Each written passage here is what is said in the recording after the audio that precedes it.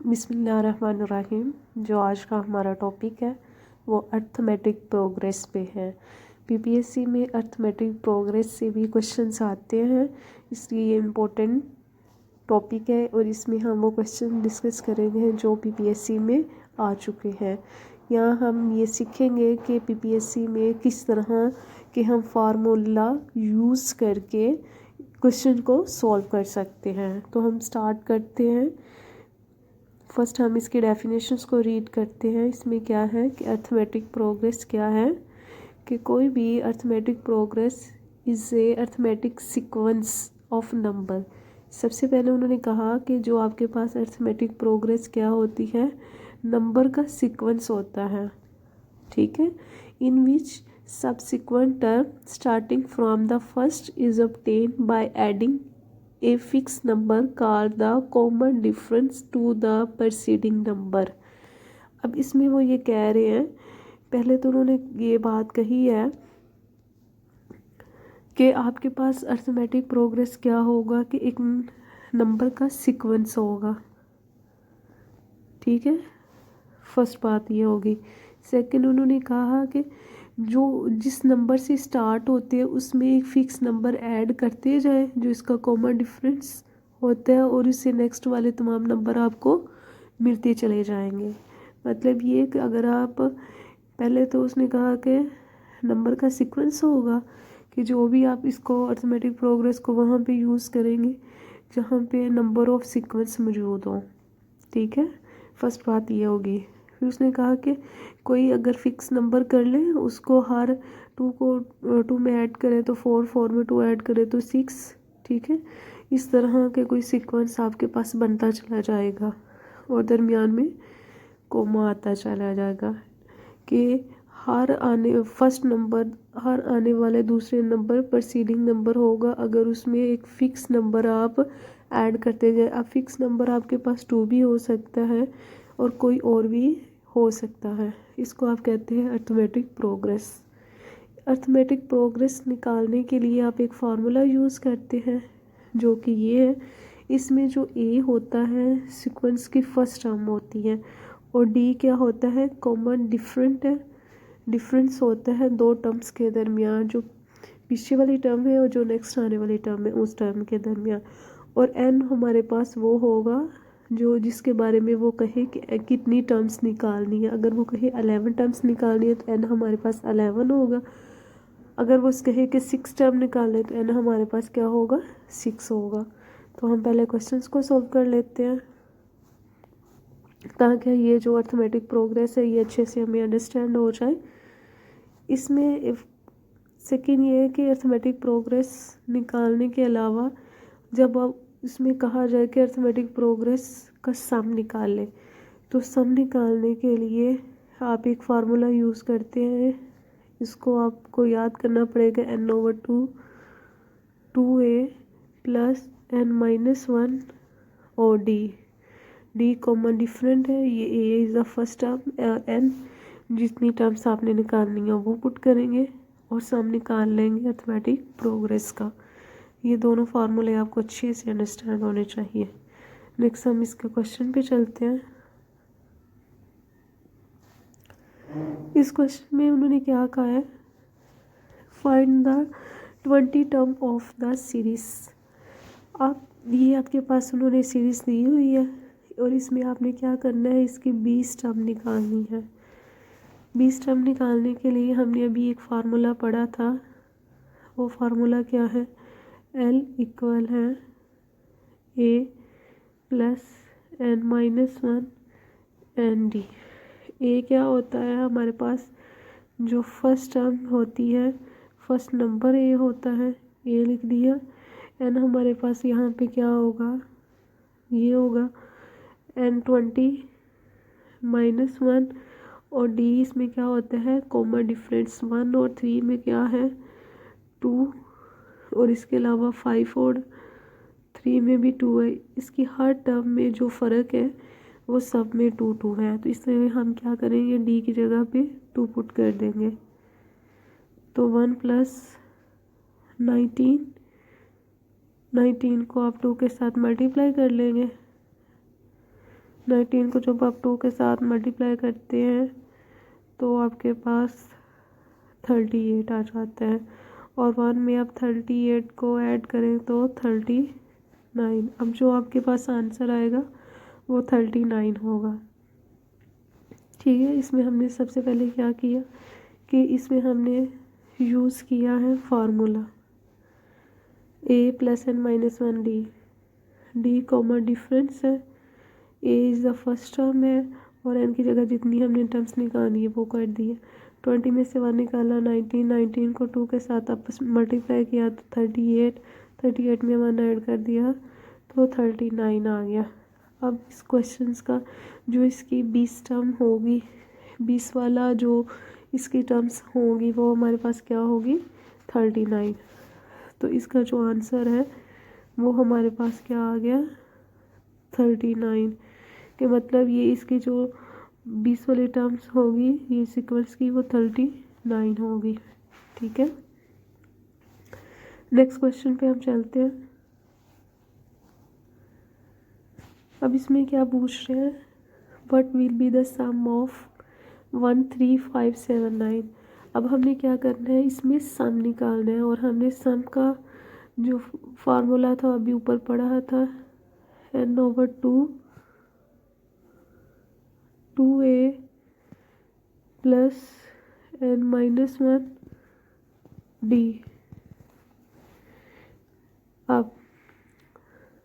अब इसमें हम सबसे पहले तो हम देखेंगे n क्या निकालना है। तो यहाँ पे इस क्वेश्चन में जो चीज़ मिस है वो ये है कि 20 टर्म्स, लाइक ऊपर वाला क्वेश्चन है ना, तो हम n की जगह पे 20 रखेंगे और a क्या होगा, जो इसकी फर्स्ट टर्म होगी 1 + n 20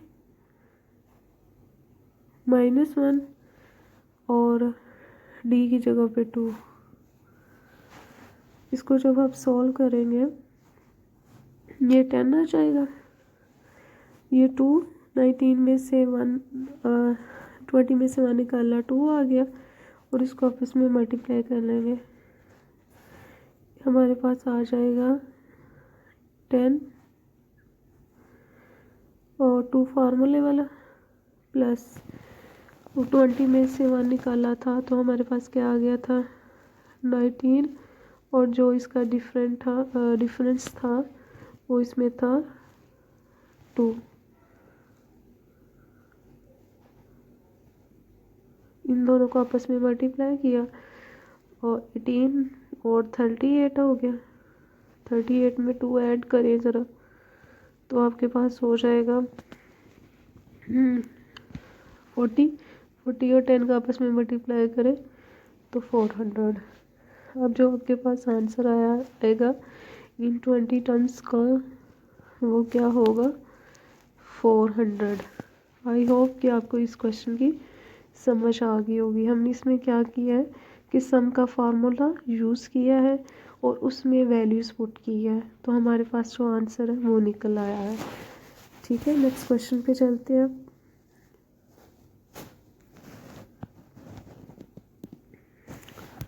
इसमें क्या है, find the sum of these series. जब भी वो सम का जिक्र करे तो वो कह देगा, यहाँ पे बता देगा जो यहाँ पे एक मिस है चीज़ कि कितनी टर्म्स का आपने सम निकालना है।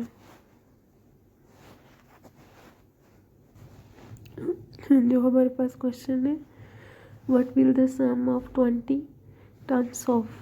Terms of that number. अब हमने क्या करना है, इसकी 10 टर्म्स निकालनी है और अब गया हमारे पास जो सीक्वेंस है वो दिया गया है।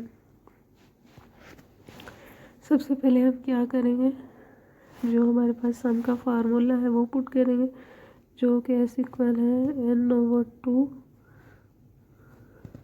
2a + n - 1 और बाहर d। अब n की जगह पे आपने 10 पुट कर दिया, 2 एक जो फर्स्ट टर्म होती है वो आ गई, n 10 - 1 और d की जगह पे आप क्या पुट करेंगे, इनका जो कॉमन डिफरेंस है और कॉमन डिफरेंस क्या है 2। इसको इसके साथ काट दिया, ये 5 आ गया।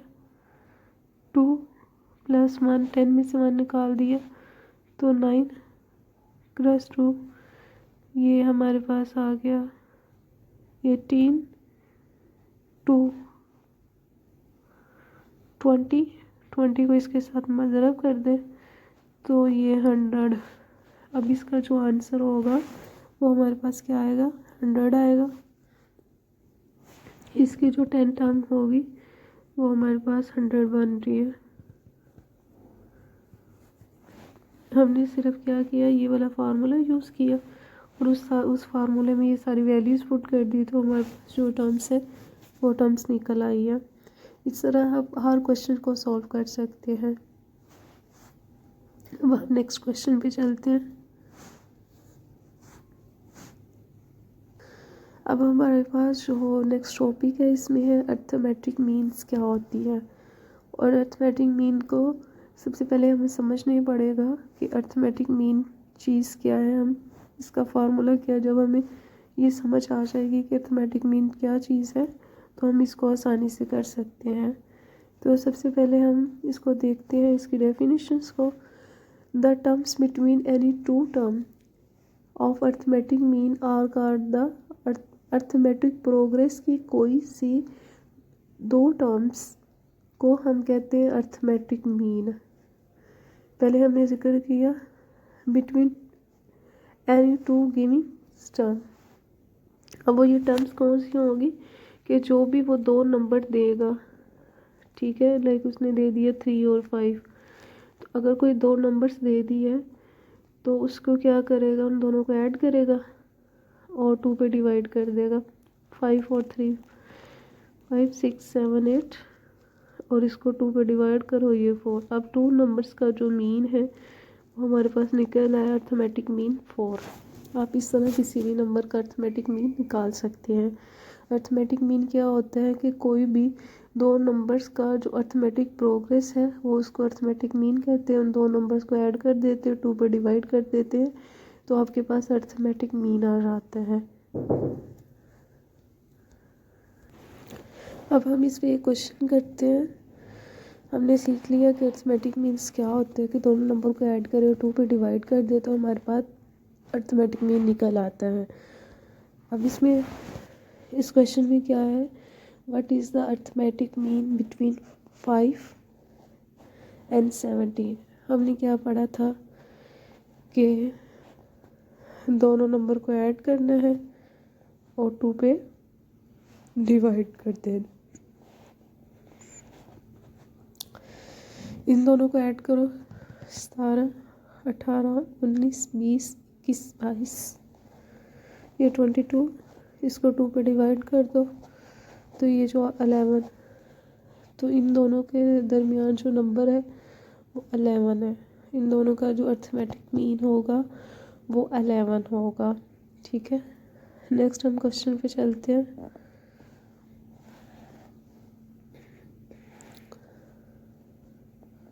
अब इसमें हमें क्या करना पड़ेगा, इसमें ये है कि insert 5 arithmetic mean between 5 and 17।